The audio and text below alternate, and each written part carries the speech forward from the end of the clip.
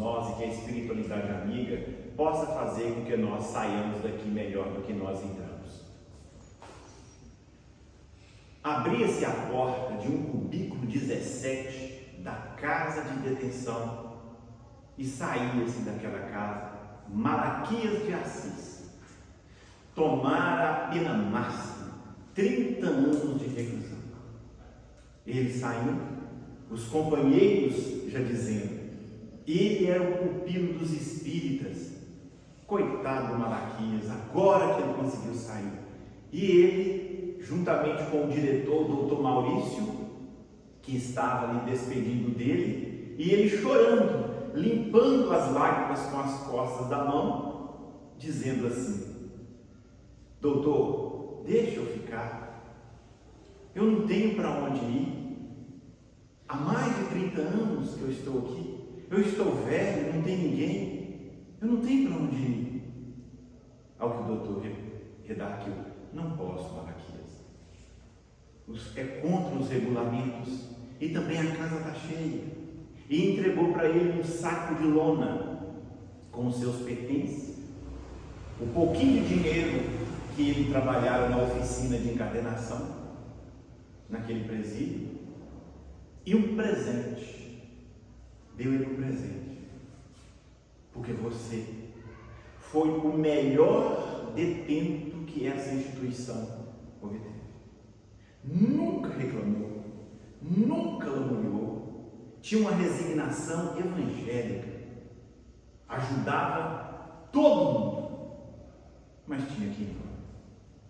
Sem rumo, sem destino, ele sai daquela casa de detenção.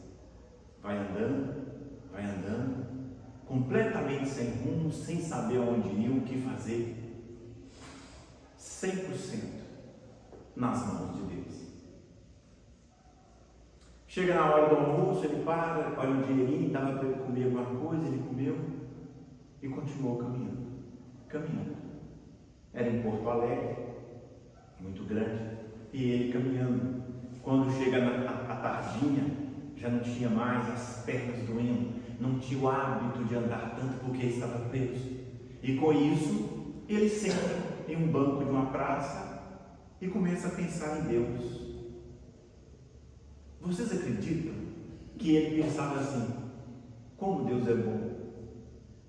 Olhando para o mundo, olhando para as estrelas, e ele começa a filosofar da vida, da bondade de Deus, o quanto ele fora agraciado com a proteção, com a ajuda. Quando senta-se então do seu lado um jovem de blazer, fumando um charuto, bem posto, fica perto dele e olha: o que você está fazendo aqui, meu velho? Ele falou assim: eu estou a pensar na vida, na grandeza de Deus. Mas por quê? Porque o quanto ele é bom. Sempre ele nos atende, nos dá a oportunidade da gente aprender, da gente crescer. De onde vens? Eu vim da prisão. Mas por que ele foi preso? Há um crime que eu não cometi. Eu sou inocente, e por mais que eu falasse, não adiantou. Eu fiquei 30 anos, mas não teve jeito, não teve. Todas como é que fala? As pistas, as provas estavam contra mim naquele momento, tudo. E começa a conversar com aquele jovem que na verdade também conta a sua vida, que ele estava ali simplesmente amando o pai, formar em medicina, estava acabando de formar, e ia voltar para a sua cidade e entregar o diploma ao pai, porque ele não gostava de ser médico, ele queria trabalhar na fazenda do pai e ele queria tomar conta daquilo. Mas o pai queria o diploma e ele vai entregar para o pai o diploma. Ele falou assim: para onde você vai? Eu não tenho para onde ir, eu não sei onde ir, eu não tenho família, eu não tenho local. Vamos para minha casa? Pode se hospedar na minha casa? Ele falou assim: eu aceito, porque minhas pernas estão trocas, não estou aguentando mais caminhar. Então vamos. E levou Malaquias para a casa dele. Ao chegar na casa dele, estava lá a sua criada, Genoveva, que eu lembrei muito de Marisa na hora que eu vi a Genoveva, um perfil mais ou menos próximo de Marisa, né? Ela era criada da casa, quem cozinhava, né? Também negra, e com isso ela se afeiçoou a Malaquias. E ela foi conversando com Malaquias, e Malaquias, cheio de filosofia, tudo que perguntava para ele, ele falava de Deus. ele falava da bondade, ele falava do lado bom, daquilo que nós ouvimos aqui, aliás, lemos aqui, tudo que você faz para os outros, volta para você. E com isso, ele conversando, ela se afeiçoou a ele, preparou a cama, preparou o banho, ele foi deitar, adormeceu, acordou no outro dia, fez a barba, penteou o cabelo, trocou de roupa, estava mais remoçado, mais bonito. E com isso todo mundo assustou com ele. Ele falou assim: mas que bom que você está bem. Ele falou assim: não, mas eu estou sempre bem, graças a Deus. A vida me colocou na prisão, mas eu aprendi muito. Tudo aquilo que fosse de melhor eu aprendi com o Espiritismo. Ele falava com a tranquilidade sobre o Espiritismo, sobre as leis, sobre Deus, com quanta alegria ele dizia que era a maior aquisição que ele aprendera no presídio. E aquele doutor então fala com ele: olha, eu estou aqui, eu estou embora para casa porque eu vou casar. E eu queria que você fosse comigo. Gente, eu na hora que eu estava lendo a obra, eu parei e falei assim: não tem lógica, Demetrios. Como que pode o cara ficar 30 anos preso, na hora que sai, está tudo encaminhado? Simplesmente ele encontra aquela pessoa que vai acolhê-lo, que vai levá-lo, e ele sempre falando: mas Deus sempre é bom, sempre é bom. E com isso, então, ele fala assim: mas hoje tem uma festa no clube, você quer ir? Era um clube do comércio, a nata da sociedade de Porto Alegre estava lá. Ele falou assim: eu vou. E ele foi, chegou lá, ele ficou olhando, e ele começando a ouvir, ele vai narrando as conversas de cada um, de cada grupo. Quando ele já está enfastiado daqui, ele não encontra guarida em lugar nenhum, ele falou assim: vamos embora. O doutor chega perto dele: não, vou te apresentar duas pessoas, e apresenta para ele o doutor Maciel, médico também. E cara, e todos os dois espiritistas, eles dão uma aula de espiritismo, uma aula sobre beleza, uma aula sobre feiura, e eles encantam com ele, e eles vão embora. A hora que vai embora, no outro dia de manhã, ele acorda e o médico fala com ele: olha, amanhã nós vamos sair, se você quiser, faça o que quiser, mas pode arrumar que vou comprar a passagem de avião para a gente ir embora. Nós vamos para a fronteira, era a fronteira do Brasil com a Argentina, onde era a casa do pai. Com isso ele ficou lá com a Genoveva, e Genoveva conversando com ele, e falou assim: mas como que você chegou, como que você chegou nessa situação? Que situação? Se você é inocente, o que aconteceu? Aí ele abre e ele fala: era muito bem casado, tinha uma esposa maravilhosa, que nós estamos em busca. E com ele assim começa a narrar que ele era casado, teve um filho, mas um filho muito mau, um filho rebelde, um filho difícil de lidar. Mas nós, eu e minha esposa, combinamos de educá-lo através do exemplo. Mas era impermeável. Quando ele já estava na sua adolescência, eu já estava com o meu segundo filho. E com isso, eu trabalhava no comércio. Eu simplesmente saí para esse comércio. Eu fui para o comércio. Quando eu voltei, eu estava chegando em casa, eu escuto um estampido. Eu entro para casa correndo. Quando eu chego, estava o meu filho morto e a minha esposa também morta, debruçada sobre ele. Instintivamente eu abracei os dois, eu deitei e comecei a chorar. Eu peguei na arma, quando eu pego na arma, entre os militares que ouviram os tiros e foram até aquele local, e eu não tive como escapar. Fui condenado a 30 anos, a pena máxima, por ter matado meu filho e minha esposa. E aí, passaram os 30 anos, hoje eu estou aqui.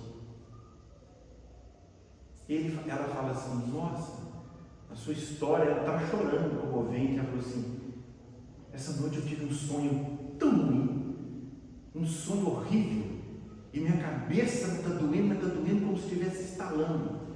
Instintivamente ele olhou para ela e ele viu pela primeira vez um monte de nuvens negras em volta da cabeça dela. Ele instintivamente, um ato heróico, chega perto dela e fala assim: eu vou tirar essa dor de cabeça sua. E impõe as mãos na cabeça dela. A hora que ele impõe na cabeça dela e ele estremece. Ele estremece e ele começa a ver a causa daquela dor de cabeça. Um morcego negro voando em volta e ele é levado para um local, e nesse local ele é levado para uma colônia e uma voz começa a falar com ele. Ele tem evidência, clara evidência na hora, ele começa a devassar o campo mental dela, vendo a causa. Ela estava sendo perseguida por um espírito de trevas e que estava assediando ela naquela noite, justamente. Tudo tem um porquê. Na verdade, nós veremos que a causa era ele. Mas aí, ele então começa a ver, ele é levado a uma colônia em volta do Brasil, ou da terra, ele fala em cima das vibrações da terra, uma colônia chamada Gordemônio, trevas, espíritos trevosos. E aquilo ali, ele vê os quadros, ele vai vendo os personagens, inclusive aquele que ele conhecer à noite, o Fabrício, ele vê a Genoveva, e nisso aquilo, aquela confusão toda. No entanto, eles vão para a reunião. A hora que ele está na reunião, chega na reunião um chefe, um homem muito bem posto, uma mulher linda do lado dela, muito linda. E ele então olha aquilo ali, ele vê que Fabrício fica interessado naquela mulher, pela beleza dela. Ao mesmo tempo, eles têm receio de serem vistos quando aquele chefe fala que ele queria só a reunião com os líderes. Só a reunião com os líderes. Na verdade, ele estava vendo o passado dele, no mundo espiritual. E ele fala assim, vai trazendo os líderes, vai falando os nomes, só os líderes, pessoas que comandavam altas falanges de espírito aqui na terra, para seduzir, para complicar, levar para o vício. E ele fala assim, cadê Malaquias? Ele falou assim, Senhor, Malaquias não está entre nós mais. Aquela velha bruxa que fora sua mãe conseguiu libertá-los de nós. Então vamos caçá-lo, vamos atrás dele. E assim, e na hora ele descobriu que aquela velha bruxa era Genoveva. Era aquela senhora que agora acolheu e era criada da casa, e aquela afeição.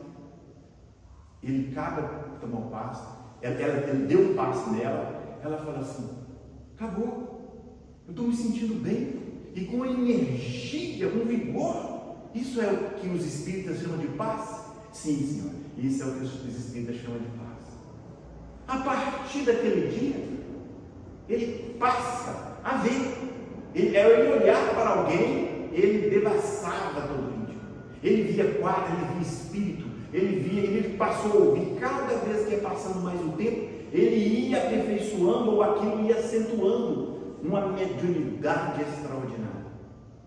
Os quadros. Então ele aproveita e sai. Naquele dia ele vai visitar a prisão e rever de novo o doutor, o Maurício, que era um diretor que muito afeiçoado, ele é muito grato ao doutor muito grato a ele, e ele falou que ele tinha encaminhado, que ele ia para uma fazenda, que ele ia, mas que bom que você vai roubar uma coisa, ocupação, e ele iria com o carro, como se fosse um mordomo, acompanhando o jovem Fabrício, o doutor Fabrício, simplesmente porque o doutor Fabrício gostou dele, assim. Vocês acreditam nessas? Quantas das vezes nós vivemos a nossa vida, não é isso? Você tem pessoas que você sente bem, você gosta, você conversa, mas tem algumas também que, se você não puder conhecer melhor, aquelas pessoas horríveis, que parece que tudo que você fala complica, qualquer fala sua parece que caiu o mundo, e essas pessoas viram do nada inimigos seus. Mas, e aí? E ele sentia, Malaquias de Assis sentia que algo ia acontecer. E você sentia aquele mal-estar, aonde que o destino estava levando. E ele então passando na rua, gente, ele chegou a ver aonde que ele estava, ele parava assim, ele olhando as pessoas na rua, ele ia vendo espíritos acompanhando, quadros mentais em volta das pessoas, ele ia vendo a força do pensamento, que na verdade, a gente estudando na segunda-feira, nós vendo o livro Pensamento e Vida, o quanto o Emmanuel retrata. Nesse texto que a Marisa leu, ele deixa claro que nós vimos aqui o que ele fala de sugestão. Quando você ajuda as pessoas, você está induzindo essa pessoa a ajudar também. Quando você vibra bem, você está induzindo ou sugestionando a pessoa. E nisso ele viu o quanto nós somos deuses, cada um construindo a sua vida através daquilo que pensa, daquilo que almeja, dos anseios. Por mais que queira esconder de todo mundo, está lá aquele pano de fundo que nós somos. E com isso, ele então vai vendo aquilo. Quando ele volta, ele ainda comenta isso com a Genoveva. Credo, o senhor é feiticeiro, pelo amor de Deus. Como que o senhor aprendeu essas coisas? Com Jesus. Eu aprendi com Jesus. Ela falou assim: Genoveva, o nosso pensamento leva e conduz a nossa vida. Depende de nós. Ela fala assim: mas como que o pensamento faz com que a gente fique rico, se eu sempre quis ser rico e nunca fui rico? E o senhor, ainda fala para mim, o senhor, sendo inocente, queria sair da prisão antes do tempo e não saiu. E encontrou o seu filho e nunca encontrou. Como que o pensamento leva? Ele fala assim: mas nós precisamos continuar acreditando, cultivando e buscando. Mas se você consultar os espiritistas, ele responde com precisão. Fala assim, Bebê: é porque além do nosso pensamento vigente, nós temos os nossos débitos. Primeiro nós temos que resolver os nossos débitos, para depois o pensamento te levar aonde você vai. Mas mesmo assim, cultivando um pensamento bom, você mantém-se bem, você mantém harmonia, você entra em sintonia, você está em paz. E ele então começa a meditar e ver na grandeza da mediunidade. E ele fala: uma ferramenta dessa, um instrumento dessa não pode ser à toa. Certamente a espiritualidade ou Deus Cristo quer algo maior de mim. Ele quer algo maior de mim, que eu não posso vacilar, eu não posso agora errar nas minhas atitudes, o que vai acontecer. E sempre sentindo, ele pressentia que algo iria acontecer. Mas ele não sabia o que, ele não sabia para onde ia. Mas até então ele estava perto de almas, de certa forma, afeiçoadas. O doutor Fabrício iria conhecer a futura esposa dele, o pai de Fabrício, a fazenda, todo mundo. E com isso, ele fica na expectativa. E vai. Pega o avião e eles vão para Porto Alegre. Ao chegar lá, a hora que ele chegou, o pai de Fabrício falou assim: eu te conheço de algum lugar. Eu te conheço de algum lugar. Ele falou assim: não sei se você me conhece, mas se você é amigo do meu filho, é amigo também. A casa é sua. E entrou. E foi se apresentar à futura esposa do doutor Fabrício, que era uma mulher linda, mas, segundo ele, perfeita. Todo gesto que ela fazia parecia que era uma pintura. Tanto o pai de Fabrício, quanto o próprio Malaquias falavam: não, mas ela é de uma beleza estonteante. E ela falava: vocês estão me deixando sem graça. E ela disse, adorava aquilo, né? O brilho, né? A vaidade. Ela toda bem vestida, parecendo uma boneca, né? Toda cheirosa, a mão cheirosa, a luva, tudo nela era um encanto. E aquilo ali chamava a atenção. Na fazenda, então, era a maioria, né, quase criados escravos, do jeito que era tratado. O pai do Fabrício levava aquilo com ferro e fogo, muito rico, muito próspera a fazenda, o casarão, e com isso, então, ele foi sentindo as vibrações daqueles personagens.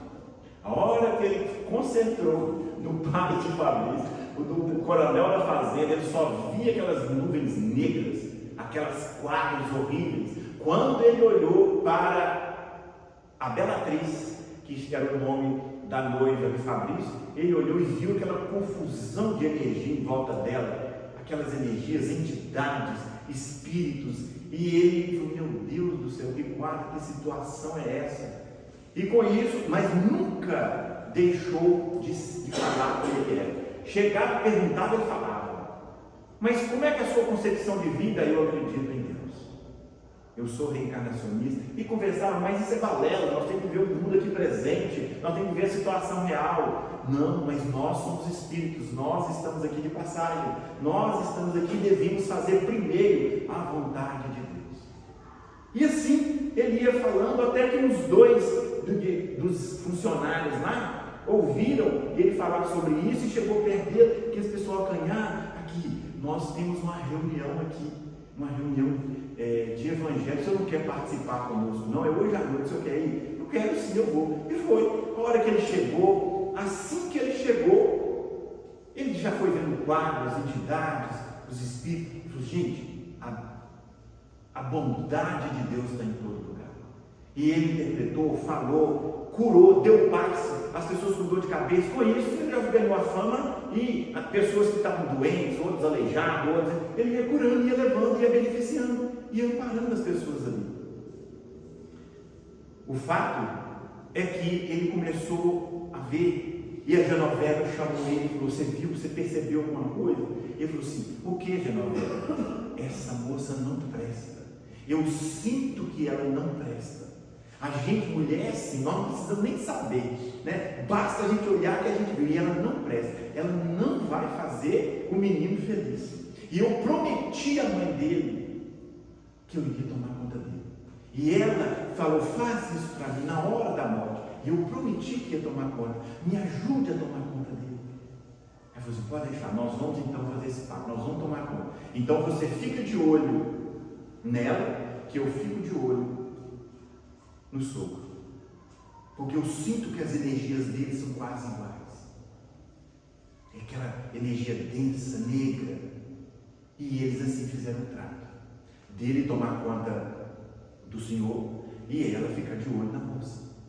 E o fato foi desenrolando, as coisas foram acontecendo, quando então ele, um dia na janela, ele está ouvindo um vozerio, quando ele vê aquela jovem, a Beatriz, de um chamego com o sogro.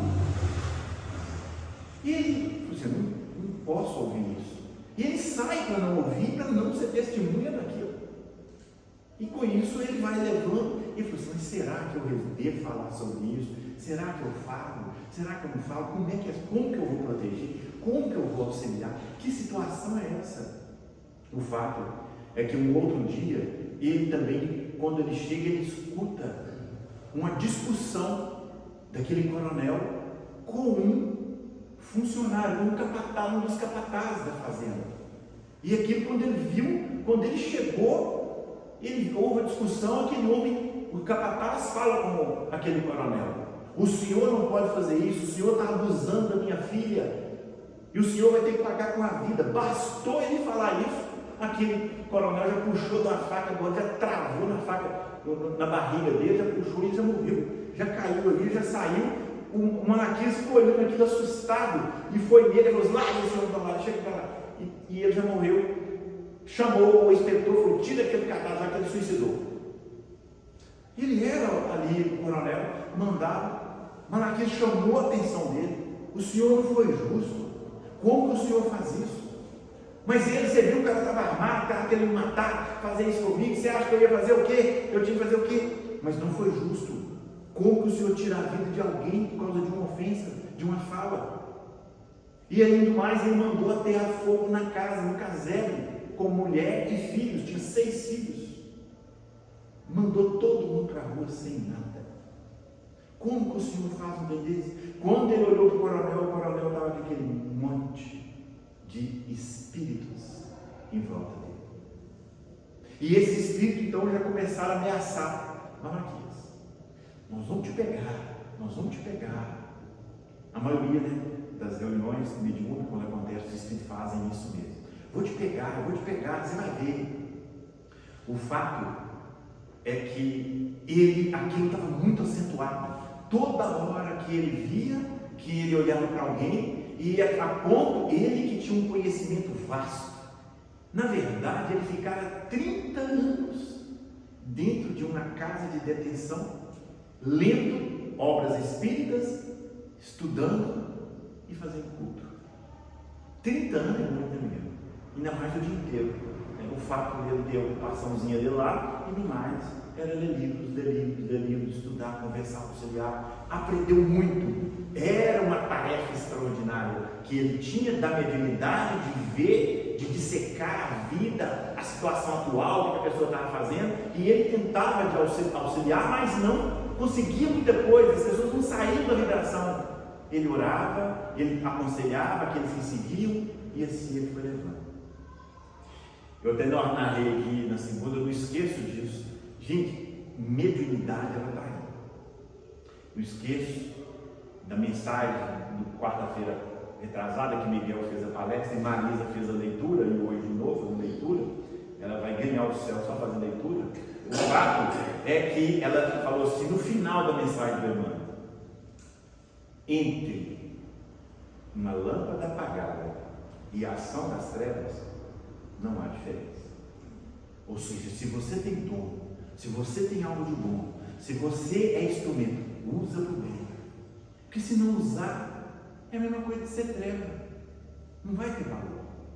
Um amigo meu, nós, amigos desde 3 anos de idade. Eu lembro de 3 anos de idade. A gente comendo, menino, né? Menino comendo assim um do outro, as vasilhas comendo, que as bacias de alumínio, a gente comendo assim. E eu lembro que esse salário, eu não lembro disso, que eu fiz xixi na comida e continuei comendo. Já era a história que eles contavam para mim, que ficou na nossa infância, nesse período de 3 anos de idade. Ele foi para BH, quando ele volta com seus 15, aliás, com seus 12 anos, e nós encontramos a mesma coisa, aquela ligação, só conversava com ele, que eu não conversava com ninguém, eu muito tímido, muito calado, gago, né? Não conseguia falar 2 palavras corretas, mas com ele eu conversava. Chegava um outro amigo, eu parava. E ele conta que ele trabalhando como recepcionista no Nery Hotel, ele, quando estava no Nery Hotel, ele estava debruçado sobre aquele guarda-corpo, quando ele olha para frente assim, abre-se um casarão. O casarão abre-se e arranja a porta assim,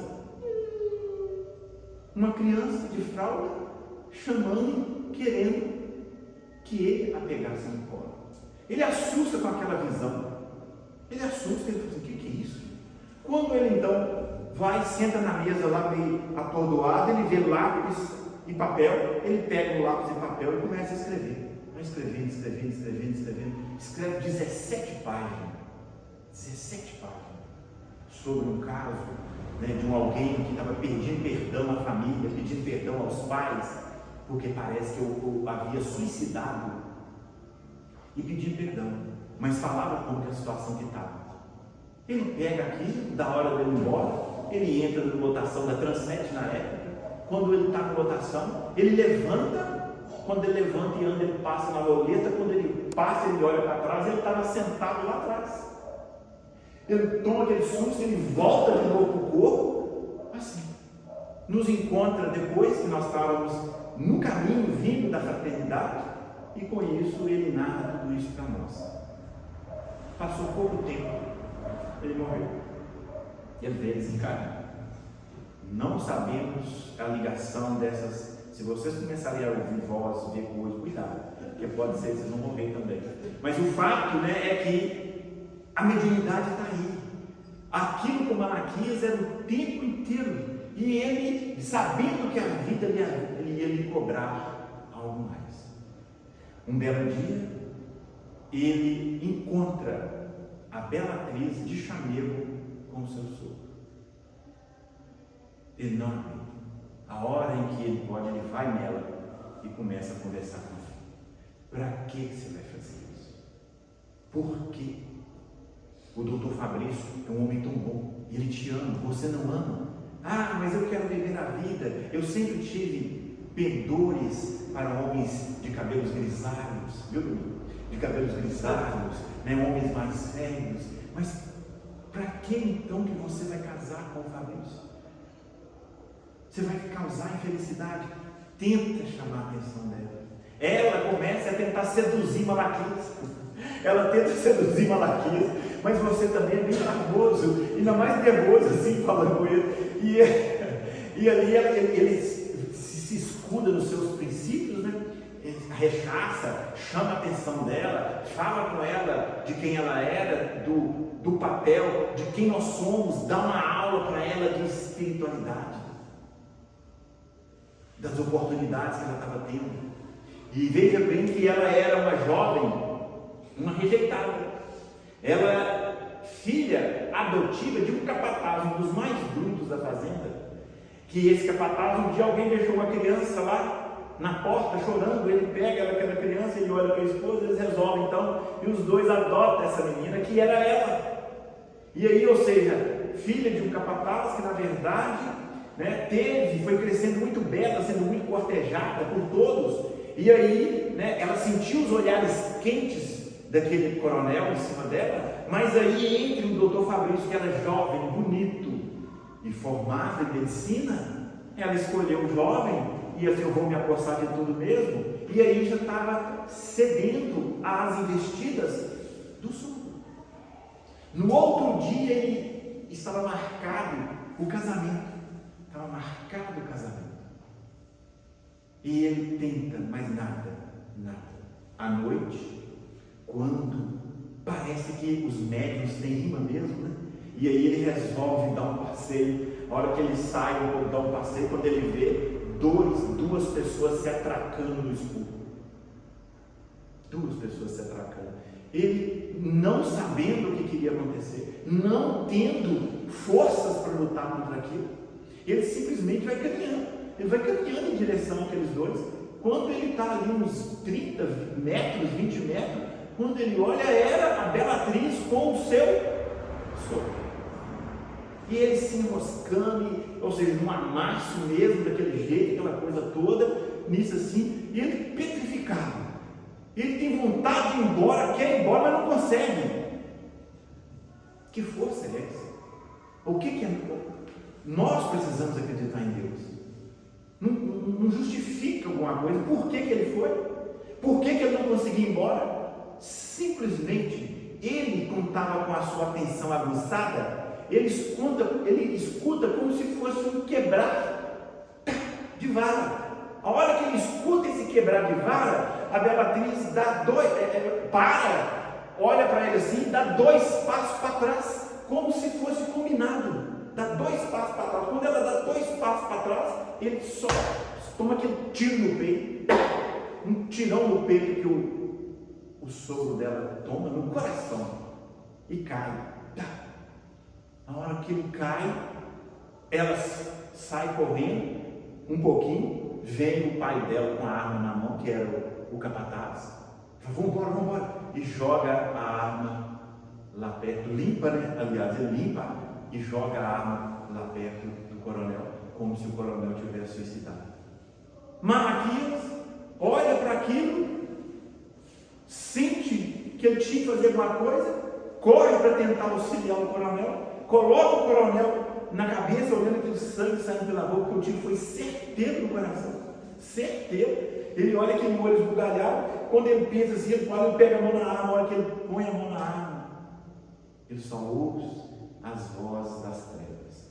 Te pegamos, agora nós te pegamos. Vai chegando Fabrício, todo mundo escuta o tiro, vai chegando, vê o Malaquias com a arma na mão, e o pai morto, ele enche Malaquias de chute, vai chutando, vai batendo, quebra os dentes da boca dele todo, vai batendo, vai chutando, o pessoal, para, é a coisa toda, como é que você matou meu pai? Como é que você fez isso?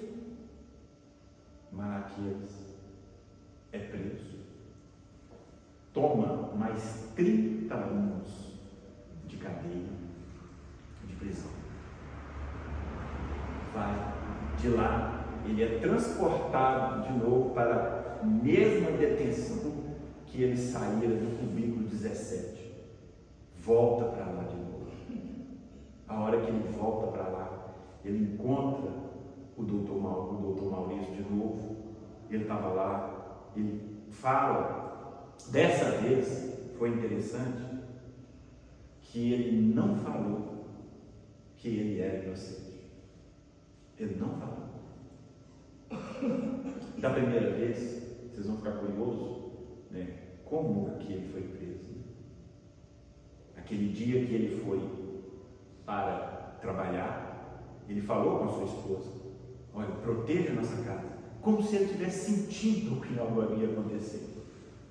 Tem um revólver ali, proteja a sua integridade do nosso lado. E foi trabalhar feliz. A esposa, à noite, sente que alguém estava vasculhando o ar, ela pega na arma, na hora que ela vai lá, ela vê alguém mexendo nas cerdas, ela atira Quando ela acendeu a luz, era o próprio filho. Ela não aguenta, vira água e suicida e cai. Nessa hora havia entrado Malaquias. E ele decretou que era inocente, mas não adiantou. Dessa vez, ele não falou que era inocente. Não falou nada. O doutor Maurício falou para ele: você não fez isso. Mas todas as provas, tudo. A única que foi visitada, Genoveva, visitou Malaquias. Por quê? Eu sinto que não foi você, Malaquias. Não tem lógica. Não pode ser, Malaquias. Não é. Calma, Genoveva. Por que você está segurando essa onda? Para quê? Você é inocente, eu tenho plena certeza que deve ter sido coisa da Belatriz e do seu pai, Silvano. Foram eles. Agora eles estão lá na fazenda. Eles estão tomando conta de tudo. Ela manda de tudo. O pai dela é que manda de tudo. O doutor Fabrício está acabado, perdido, depressivo, não quer saber de nada. Eu falo com ele, eu falei com ele, isso foi o seu capataz que matou, não foi ele, não pode ser ele. Ele tende a acreditar em você, mas ninguém. Inclusive aquele filho que você curou, aqueles outros que você curou, todo mundo, a hora que o Fabrício perguntou, ninguém sabia de nada, ninguém viu nada, ninguém, com medo de serem também incriminados junto com o Malaquias, de ser testemunho, de ser conivente. Então ninguém foi a seu favor. São ingratos, são isso. Ele falou assim: Genoveva, deixa eles, Genoveva. Se a gente quer sair dessa terra melhor, nós primeiramente devemos buscar a justiça de Deus. O reino de Deus, a minha paz, a minha tranquilidade, o meu bem-estar. Eu não vou conseguir desvencilhar de todos eles se eu inculpar alguém. Se eu falar que foi fulano, se eu falar que foi isso. Se assim aconteceu, deixa eu ficar livre deles, sem prejudicar a ninguém. Assim, muito forte. Um dos poucos livros que eu li com tanta precisão cirúrgica da vontade de Deus a nosso respeito e da nossa postura que nós temos que tomar diante das adversidades, das perdas, das injustiças. Nós precisamos ter essa clareza, essa consciência do Malaquias em relação ao que nos acontece e não prejudicar ninguém. Não buscar justiça porque é certo, porque é correto, porque a pessoa me deve, porque fez isso, porque eu tenho razão, nada. Se formos prejudicar alguém, não compensa. Busquemos o reino de Deus, essa consciência iluminada, esse bem-estar, a serenidade, e deixe a justiça de Deus acontecer, mesmo que seja contra nós. Eu achei tão forte porque ele havia tomado 30 anos de prisão e agora mais 30, e tomou aquele couro daquele que era seu amigo, quebrou-lhe os dentes, deixou-lhe ferido, e no entanto ele, como é que está o doutor? Ele está bem? Não está, ele não está bem, ele está confuso, ele não consegue. Aí ele assim, fala com ele, para ele tomar conta dos empregados. Fala com ele, e há muita gente miserável lá. Há pessoas lá, e ele fala desse jeito, ganham 30 centavos por mês. É uma miséria, eles estão passando fome, eles estão com dificuldade. E aí, a hora que ela chegou e falou isso com ele, que ele deveria tomar conta, como se a energia dele chegou, ele foi, realmente foi, a miséria danada que estava. Aquilo deu um alento, fazer o bem. O doutor Fabrício começou então, fez casas, né, deu um salário melhor, deu uma terra para as pessoas plantarem, serem, né, participando junto. Aquilo deu uma melhorada nele.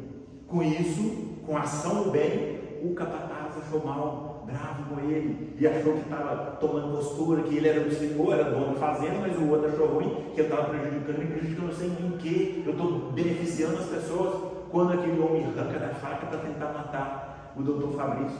Nisso ele tropeça, tinha um empregado que estava limpando um pouco, nessa hora quando ele levanta a faca, o cara tropeça, cai e abre o ventre na faca. o capataz. Fabrício deles, que ele era médico, debruça sobre ele, leva ele para casa, tenta auxiliar isso, aquilo, e aí ele, nas vastas da morte, ele fala: me perdoe, foi eu que matei seu pai. Fabrício olha daqui, sai dali, vai para a casa da detenção. A hora que ele chega lá, ele encontra o Malaquias. Malaquias estava lá deitado, ele entra. A hora que ele entra também o doutor Maurício junto, e ele chega e fala assim: vamos embora para casa, você é inocente, me perdoe. Abraça, beija, isso aqui, mas ele já estava ali encarquilhado, todo doente, todo arrebentado, quase morrendo. Ele fala: não, deixa eu ficar, eu não posso voltar, porque aqui eu estou pagando os meus débitos. Aqui a justiça de Deus está agindo sobre mim. Eu sabia que a verdade ia chegar. Não precisa da gente prejudicar ninguém. Mas você está sozinho? Não, eu não estou sozinho. Aqui eu estou perto do meu filho, que era o diretor daquela penitenciária. E ele descobriu quando voltou pela segunda vez, pelas suas visões. Nunca falou, mas agradecendo a Deus pela oportunidade dele conhecer o Espiritismo, dele seguir. E na sua tela mental, quando ele estava lá em Gordemônio, o chefe de treva lá era o sogro do Fabrício. Aquela bela mulher era a Beatriz. Nós precisamos entender isso. Nós precisamos saber, tomar consciência do nosso papel aqui na Terra. A doutrina espírita é fantástica, ela é extraordinária. Por mais que nós somos cegos, por mais que a gente não consegue enxergar, confiemos, acreditemos, façamos o melhor, empreguemos as nossas energias, o nosso bem, o nosso tempo, o nosso recurso, tudo em prol da utilidade de servir a bem. Não tem sentido a gente ficar correndo atrás de dinheiro, de posições, ou de vantagens, de regalias. É claro que nós temos que trabalhar e nós somos responsáveis por sustentar e manter o nosso corpo aqui na Terra, mas não há justificativa para a gente prejudicar ninguém. O fato de você nascer em qualquer posição, ela é escolhida, ela foi ideal para você. Ideal. Pense nisso. Vamos sair daqui com essa vontade da gente trabalhar por essa causa, para a gente servir melhor a Jesus, para a gente se aperfeiçoar, para a gente estar trabalhando, melhorando. Nós veremos. Aliás, vocês vão ver primeiro que eu. Vocês vão morrer. E a hora que vocês morrerem, vocês vão ver. Chegar no céu, gente, mas que realidade é essa? Meu Deus do céu, por que eu não fiz mais? Nós vamos lamuriar. Mas, ao mesmo tempo, o pouco que nós fizemos, o bem, qualquer benefício, nós vamos sentir aquela alegria, aquele bem-estar, porque nós somos espíritos, nós somos essência de vida.